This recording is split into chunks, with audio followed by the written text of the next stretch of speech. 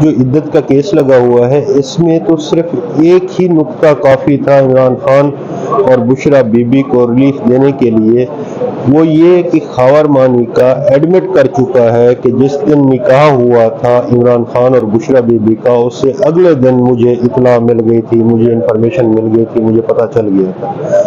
جب آپ کو نکاح کے ویری نیکسٹ ڈے پتہ چل گیا تھا تو اس کا مطلب ہے کہ آج آپ 6 سال کے بعد ملافائڈلی انٹینشنلی 2 نمبری سے یا پریشر سے یا کسی کے دباؤ میں آ کے آپ یہ ان کے اوپر الزام لگا رہے ہیں۔ جب آپ الزام لگائیں گے تو آپ کے الزامات پہ تو عدالتیں فیصلہ نہیں کیا کرتے۔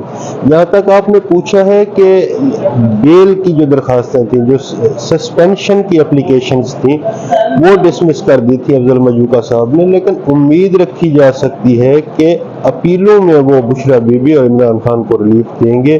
وہ اس لیے کہ جب 10 دن میں مزید 10 ہی دن رہ گئے تھے کہ فیصلہ کرنا ہے، 8 تاریخ فائنل ڈے ہے جو ہائی کورٹ نے ان کو ڈائریکشن دی ہے، 8 تاریخ تک جب انہوں نے فیصلہ کرنا ہے، وہ کہتے ہیں کہ اگر ہم سسپینشن الاؤ کر دیں گے تو اس میں میرٹ ٹچ ہو جائیں گے، میرٹ ٹچ ہوں گے تو پھر ہائی کورٹ میں یا دوسری کورٹ میں سرکار چلی جائے گی، یا جو آپ کے کمپلینٹ ہیں خاور مانی کا صاحب وہ چلے جائیں گے، اور اس میں پھر مزید آرگومنٹس ہوں گے اور بات آگے بڑھ جائے گی۔ تو اس لیے جج افضل ماجوکا صاحب کو میں سمجھتا ہوں کہ وہ سموتھلی لے کے چیزوں کو چل رہے ہیں، ہر چیز کو مد نظر رکھتے ہوئے یہ کام کر رہے ہیں، اور امید مجھے یہی ہے کہ مثبت رزلٹ آئے گا اور عمران خان باعزت بری ہوں گے۔ یہ ایک بھونڈا کیس ہے جس کی کوئی وقت کوئی ویلیو نہیں ہے۔ آپ لوگوں کے گھروں میں جھانکیں گے تو آپ کے گھروں میں بھی لوگ جھانکنا شروع کر دیں گے۔ اس حد تک انسان کو نہیں گرنا چاہیے، گرنے کی بھی ایک لمٹ ہونی چاہیے۔ میں سمجھتا ہوں کہ آپ خاور مانی کا صاحب کو دیکھیں، وہ ٹی وی انٹرویوز میں عمران خان کی پاکیزگی اور بشرا بی بی کی پاکیزگی کی گواہیاں دے چکا ہے۔ ایک نہیں درجنوں ٹی وی چینلز پہ اس نے آ کے خود بیانات دیے ہوئے ہیں کہ نہیں، بشرا بی بی بھی پاک باز عورت ہیں اور عمران خان صاحب کا بھی اس میں کوئی قصور نہیں ہے، تو وہ ہمارے مرید تھے اور بشرا بی بی مرشد ہیں۔ تو مرشد اور مرید کے جو حوالے سے آپ بات کرتے تھے وہ آج آپ کو بھول گئی ہے، اور جہاں تک وہ رونا روتے ہیں کہ میرے ساتھ ظلم ہو گیا، یہ ہو گیا، وہ ہو گیا، اس کی اپنی بیٹیاں جو بالغ ہیں، جو اس کے بچے ہیں، آج تک انہوں نے تو کوئی بیان نہیں دیا، نہ بشرا بی بی کے خلاف نہ عمران خان کے خلاف، اس لیے کہ عمران خان اور بشرا بی بی نے حق حلال کا نکاح کیا ہے، وہ سچے ہیں۔ اگر سچے نہ ہوتے خان صاحب تو کیا آپ کو عدت جیسے گھٹیا بےہودہ کیسز بنانے پڑتے؟ میں سرکار سے مخاطب ہوں، کیا عمران خان اگر مالی کرپٹ ہوتے یا فنانشل اس کا کوئی ایشو ہوتا تو آپ کو سائفر جیسے بےہودہ کیس بنانے پڑتے جس کا نہ کوئی سر ہے نہ پیر ہے؟ آپ کے سامنے ہے عمران خان الحمدللہ سارے کیسز میں باعزت بری بھی ہو گئے ہیں، اور کچھ کیسز ایسے ہیں جن میں ان کی بیل ہو چکی ہیں۔ جب آپ کے پاس آخری حربہ رہ گیا تھا عدت والے کیس کا تو وہ آپ نے وہ بھی کر کے دیکھ لیا، اور امید ہے ہمیں 8 تاریخ تک یا 8 تاریخ سے پہلے اس میں اچھا فیصلہ آئے گا۔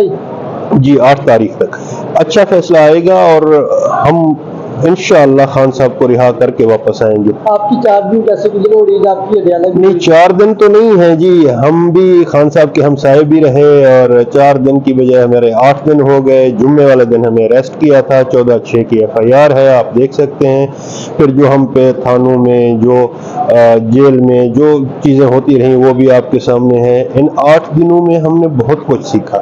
ہم نے یہ دیکھا کہ ہم وکلاء کے ساتھ اگر یہ اس حد تک آ گئے ہیں، وکلاء کی عزت نفس مجروح کرنے پہ آ گئے، اگر بے توقیری ہو رہی ہے کالے کوٹ کی تو اس کا مطلب ہے عدالتوں کی بے توقیری کر رہے ہیں، عدالتوں کو کوئی اہمیت نہیں دی جا رہی، کیونکہ یہی کالا کوٹ قاضی فیاض عیسیٰ صاحب نے بھی پہنا ہوا ہے، یہی کالا کوٹ افضل ماجوکا صاحب نے بھی پہنا ہوا ہے، یہی کالا کوٹ باقی وکلاء نے بھی پہنا ہوا ہے۔ پوری کمیونٹی کے ساتھ یہ زیادتی تھی، ظلم تھا، اور ایسا جبر فسطائیت کسی دور میں نہیں دیکھنے کو ملا جو اس دور میں دیکھنے کو مل رہا ہے۔ اس دور میں یہ ہے کہ اعظم نذیر تارڑ صاحب لا منسٹر ہیں، ان کے ہوتے ہوئے ان کی موجودگی میں سارا کچھ، اور ایک اور بات، عطا تارڑ صاحب بھی اپنے آپ کو کلیم کرتے ہیں کہ میں بھی وکیل ہوں، بھئی آپ کہاں سے وکیل ہیں؟ وکیل ہوتے تو آپ وکلاء کو پروٹیکٹ کرتے نا، آپ اپنی کمیونٹی کے ساتھ کھڑے ہوتے. آپ وکیل نہیں ہیں، آپ نون لیگ کے ملازم ہیں. اپنے آپ کو تھوڑا سا ان چیزوں سے مبرہ ہو کے دیکھیں.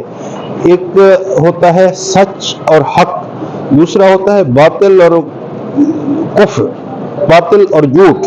تو آپ حق والی سائیڈ پہ کھڑے ہوں گے تو عوام پاکستان، لوگ آپ کو سر آنکھوں پہ بٹھائیں گے، آپ کو پذیرائی ملے گی. اگر آپ باطل والی سائیڈ پہ کھڑے ہوں گے تو ڈیفینیٹلی آپ پہ پتھر بھی آئیں گے، آپ پہ چھینٹے بھی آئیں گے، آپ کو لوگ باتیں بھی کریں گے. تو اپنے آپ کو اس حوالے سے ذرا سوچ سمجھ کے انسان کو چلنا چاہیے. Thank you sir.